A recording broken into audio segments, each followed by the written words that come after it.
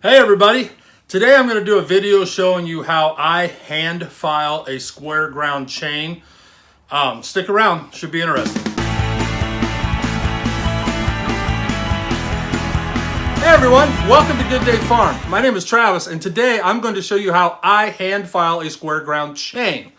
If you like these kind of videos, these demonstration and product review type videos, won't you please hit the subscribe button and go ahead and hit that bell notification so you don't miss out on any future videos that I do like this. Now that we got that out of the way, let's get right to the nuts and bolts of this. So today we're going to talk about hand filing a square ground chainsaw chain. Now, if you're watching this video, that probably means you've already, checked into this a little bit. You understand the differences between square and round ground and all that. So I'm not going to waste any time talking about that right now. This video is specifically going to show you how I file the chain by hand with a file. No guides, none of that kind of stuff, just by hand with a file. Now, first thing you'll need to know is I do use a double bevel flat file. That's what we'll be doing for the video. I also put my chain, I do it off the saw in a chain vise. A vise that's specifically made for holding chains, holds it very tight. There's no movement or anything like that. That's very important when you're filing this type of cutter. You don't want it to move at all because you have to get the chisel point, which we'll talk about in just a second, of that cutter dead on. If you have any movement, it's difficult to do that. I highly recommend you look into either making or getting some type of vise for doing that.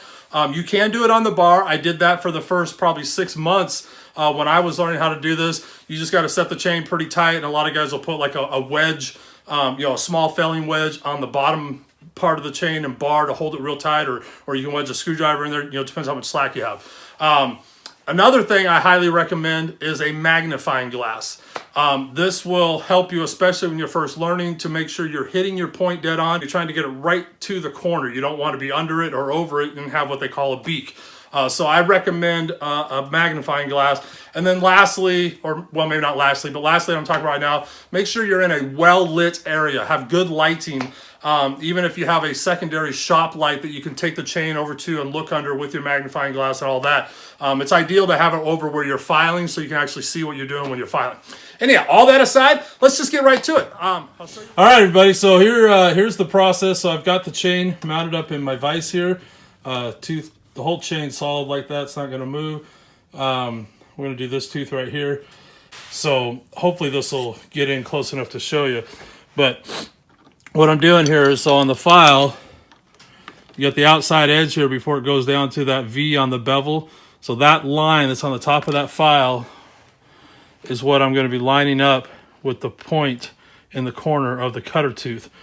Now, when you're round filing, you would have the file pretty flat and you'd do whatever angle for your tooth. This one, we're coming down, real close to probably like about 40 degrees. To where on the backside it's just going to touch the tie strap, and then you got to roll the file this way. You don't want to hold it flat. You got to roll it this way.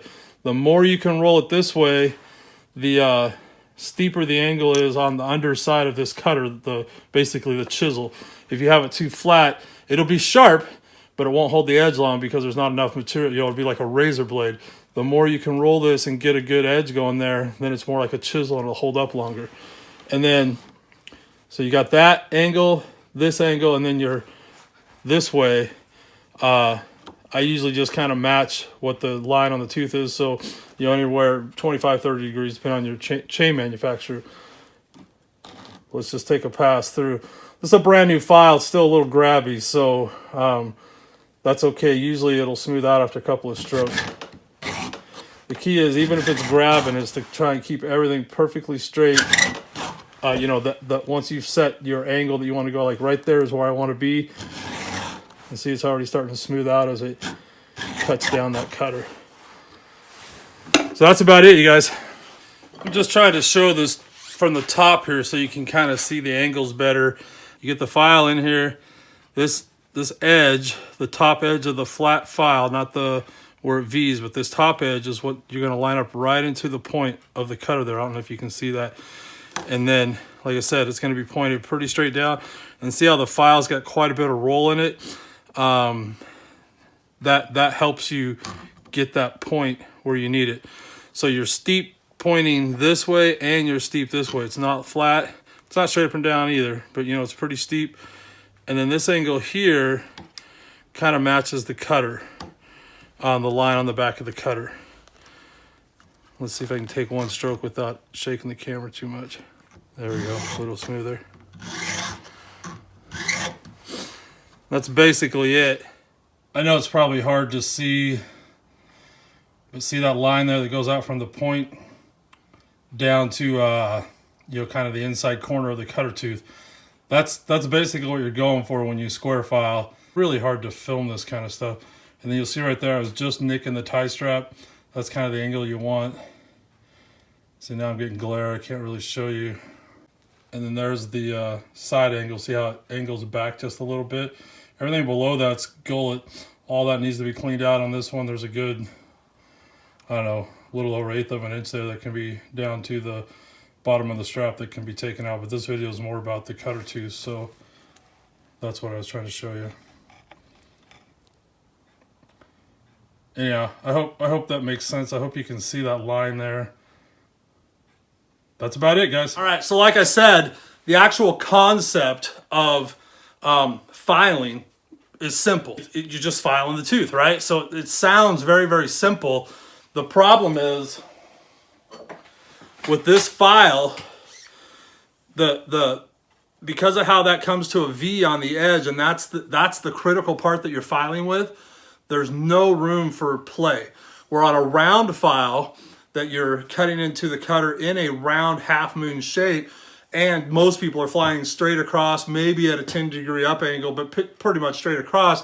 You know, as long as you've got it close to the right height, it's going to put the hook in the tooth that you need. It's cutting, you know, it's filing the underside of that cutter where you want it. You know, basically how high or low you set it is how aggressive that cutter is going to be, and that's it.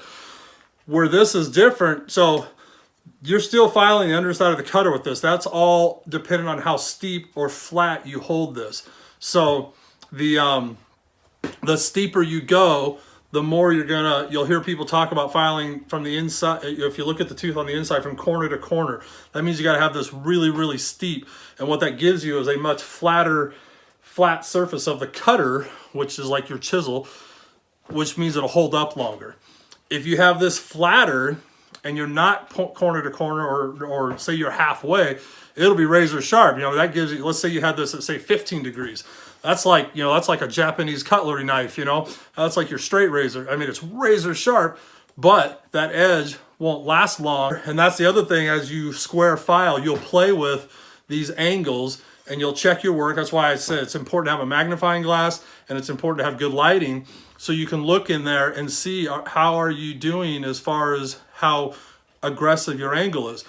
Like I said, hand filing, most people, the guideline is where they're hitting on the tie strap. If you're just, for me, if I'm just touching the edge of the tie strap right by the rivet, that's where I like it. Now, once you get filing down, there's still other things you need to address with your chain, just like you would a round chain. So you'll still want to take the gullets out, and you'll still want to adjust your depth gauge or raker, whatever you want to call it. So, you know, that's not to say you don't have to do any of that stuff when you do this type of filing. The gullets, I like to keep them filed back to where they're flush with the side plate of the cutter tooth. You can go out, you can have them stick out a little bit farther than that. There's no reason to go under that. You just get it flush. So I'm gonna wrap this up. I was trying to keep this pretty short. Like I said, it's just a basic, you know, video how to, you know, like my little sign back there says, Square File 101. This is just an introduction. If you guys have any questions, I'll be more than happy to answer your questions or research things. Other than that, I can't think a whole lot. So, hey, don't forget, subscribe and hit the bell notification if you want to see more videos like this. I would absolutely appreciate it. I love your comments and questions. I look forward to reading that and seeing what you guys have to say. Like I said, I'm not an expert on this by any means, and I'm still learning, but I'm trying to share what little bit of knowledge I have for people that are interested in this and, you know, maybe want to try it or whatever. So until next time, have a good day, be safe, and we'll talk to y'all again soon. Bye now.